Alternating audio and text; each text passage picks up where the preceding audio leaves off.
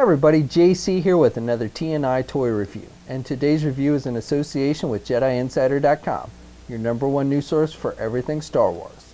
And for today's review, I'm going to be taking a look at the brand new Star Wars The Last Jedi 6-inch Black Series Rey Jedi training figure from Hasbro. Now this figure comes packaged in the same style of packaging we've been seeing with the Black Series figures. Now, this is a little bit different. I noticed that the Star Wars, the Black Series logo up at the top of the packaging is done with more of a white font than the previous figures that we've seen in the line, but otherwise it's pretty much the same packaging. You've got the figure clearly displayed, you've got the red and black box down below, you've got some artwork for the character and the name. On the side of the package it tells us this is figure number 44 in the series, and then on the back of the packaging we have a brief bio in multiple languages, and again you have some artwork for the character, and again it tells us this is figure number 44 in the series. Alright, let's get this open and take a look at what's inside. Okay, so here's a look at the figure outside the packaging along with the other contents. Now first of all, let me just say a big thanks to the folks at Hasbro for sending me this figure so I could review it for you guys. So the first accessory this figure comes with is the staff that you see Rey carry around with her everywhere. She had this in Force Awakens and she continues to carry it in this movie. And this is pretty much the same one that we got with the Force Awakens Rey. The paint applications are a little bit different. The staff on this new one's a little bit darker color, and then you can see the straps are a little bit darker color as well. There's not the brown. This is the Force Awakens one. There's a little brown here, which is not on this one. But otherwise it's pretty much the same sculpt, and it's done with a plastic that's pretty hard but can get a little warped in the packaging, so you may need to take a hairdryer to straighten it out, but mine came out fairly straight. And she can hold the staff in either hand or both hands, and then you can also just put it over her shoulder, or you can kind of put it across her shoulder. That's the most secure way to have her hold it, is like this, and that's generally how I have it on the figure. This figure also comes with the blaster that Han Solo gave her in Force Awakens, and this is done with a metallic silver, and you've got the black on the handle. It looks pretty true to how that blaster looked in the movie. Now I don't know if she still uses this blaster in the new movie now that she's being trained by Luke. She probably will be ditching the blaster soon, but I guess at least at the beginning of the movie she still has it. And then finally she comes with Luke Skywalker's original blue lightsaber, and you've got the blade that's done with the translucent blue plastic, and just like with all these Black Series lightsabers you can actually remove the blade from the hilt. It just plugs in with a little peg. And then the hilt's got pretty nice detailing, again a metallic silver, and you've got a little bit of metallic gold here, and then you've got the black. You do have the little ring on the end so you can attach it to a belt. However, there is actually no place on this figure, there's no hook or anything for you to attach it to it. So I don't know if that's because she doesn't actually carry it on her belt when she's wearing this outfit or what, but with the particular figure, you can't actually store it on the figure. She just has to hold it in her hand.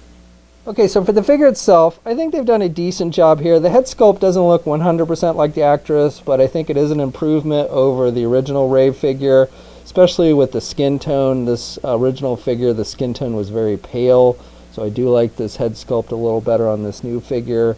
And she's got the longer brown hair, and she's got the ponytail in the back, and you can see the rubber bands there for the ponytail, and it's done with a little lighter brown color. There's not really any wash effect in the hair, but again, I do like the skin tone better on this figure. The eyes look pretty decent, and the eyebrows and everything. I like how the little strands of hair come down on the side of her face. And then this outfit she's wearing, this is her Jedi training outfit. We see it in the new trailer where she's training with Luke. And you got arm warmers, I guess you can call them, and they go up, to her upper arm. And these are just sculpted on there, and you've got the brown here. And then you've got this outer piece that she wears that's done with a gray color. And this is actually, even up here, it's separate from the figure. It's glued on up here, but it is an actual separate piece from the undershirt, which is done with a dark brown. And you've got some sculpting detail there. And then the skirt piece here, this is done with that kind of rubber material you see with capes and stuff. So you've got that on the front and the sides and around to the back. So it limits some of the leg movement, but not too bad because you got kind of the cuts in between.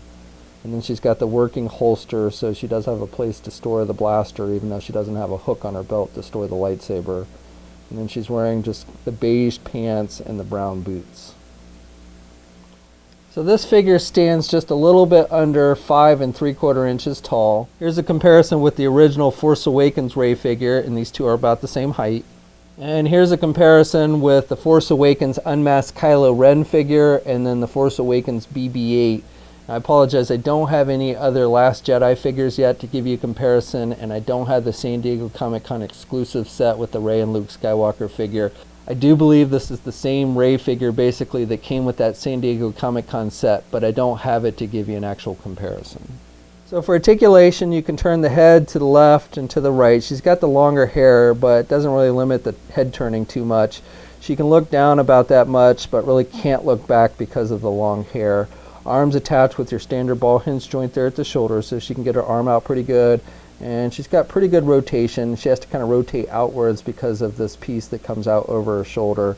And then she does not have a bicep swivel. She has a single hinged elbow, so she can still actually bend her elbow pretty good. And then she has rotation at the elbow as well. And then she's got rotation at the wrist and the hinges on the hand. So up and down movement with the hand. And same on, actually with the right hand, you've got the hinges on the top and the bottom of the hand for lightsaber action, so you can do it up and down. And then she's got a waist swivel, no ab crunch. She can crunch down a little bit there at the waist, but not too much, and can look back a little bit there at the waist as well, but again, not too much. Legs are attached with ball joints, but these skirt pieces do limit some of the movement. She can only do the splits about that much. And then she can get her leg forward good, and she can do her leg back about that much. She's got a thigh swivel. She has a double jointed knee, so good bending at the knee, and then she has hinges on the feet, so up and down movement, and she does have ankle pivot and 2 peg holes on the bottom of the feet. Okay, so that's my review. So overall, I think this is a pretty good figure. If you're a fan of the Rey character and you want an updated Last Jedi version, then I think this is a figure you'll definitely want to check out. Now, this figure is available now. We'll have a full image gallery up at JediInsider.com. There'll be a link in the video description below. As always, leave a comment. Let us know what you think. If you're so inclined, please like the video. Also, if you haven't already, please subscribe to the channel. I'd really appreciate it. You can also follow me on my Facebook, Twitter, and Instagram accounts. I have links to those in the video description as well. And until next time, I'll catch you later.